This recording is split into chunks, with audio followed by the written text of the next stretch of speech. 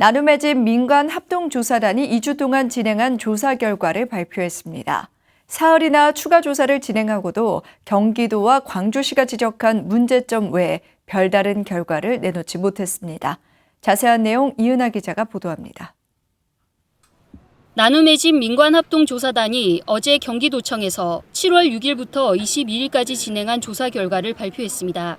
예정했던 2주에서 3일이나 연장한 민간합동조사단의 조사 결과는 경기도와 광주시가 앞서 지적한 감사 결과와 크게 다르지 않았을 뿐 아니라 법인이 인정하고 시정하겠다고 밝힌 문제를 반복해서 지적하는 데 그쳤습니다. 송기춘 민간합동조사단 공동단장은 9개 항목에 걸쳐 조사 결과를 밝혔습니다.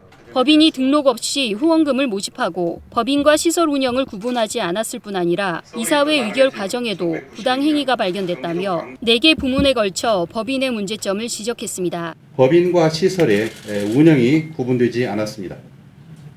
학교법인의 회계와 또 학교의 회계가 구분되어야 되는 것이 원칙인 것처럼 이 사회복지법인에도 법인과 시설의 운영과 또 회계는 엄격히 구분되어야 되는 것이 원칙입니다.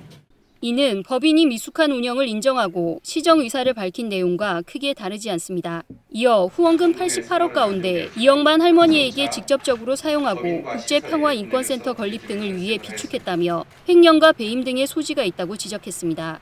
불과 몇 년 사이 집중적으로 불어난 70억 원의 모금액을 할머니에게 어떻게 써야 직접적으로 사용하는 건지, 할머니들의 아픔을 후대에 알리고 교육하는 국제평화인권센터 건립은 할머니를 위한 일이 아닌 건지 의문만 남기는 지적이었습니다.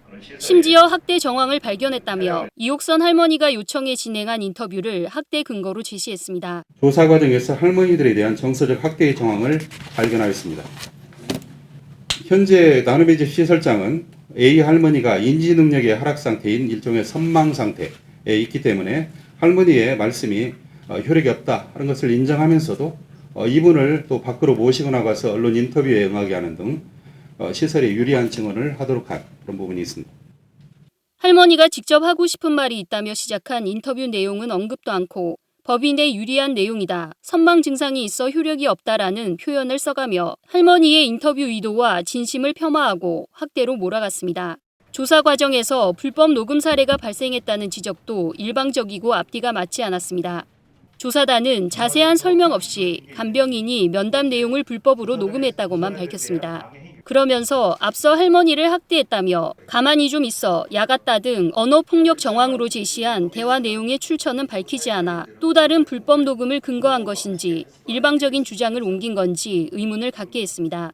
30여 분의 발표 후 질의응답도 편협하기는 마찬가지였습니다. 할머니의 발언을 선망 증상으로 폄하한 데 대해 할머니 의사를 확인했는지 의학적 검증은 거친 건지 물었지만 대답을 회피했습니다. 또 할머니의 활동을 담은 물품과 기록이 방치되고 있다는 지적에 이를 담당해야 할 제보 직원들은 책임이 없는지, 조사 과정에서 문제점이 발견되지 않았는지에 대해서도 조사 대상이 아니었다며 민간합동조사단이 처음부터 법인을 표적으로 조사한 게 아닌지 의문을 갖게 했습니다. 민간합동조사단은 브리핑에 이어 조사 결과를 취합 중이라며 이에 따른 행정처분은 경기도와 광주시의 몫이라고 공을 넘겼습니다. 나눔의 집은 합동조사단의 중간 발표에 대해 조사에 성실히 응했으며 추후 조사 결과가 나오면 문제점을 개선하고 할머니를 위한 나눔의 집으로 거듭날 수 있도록 최선을 다하겠다는 입장을 밝혔습니다. BTN 뉴스 이은하입니다.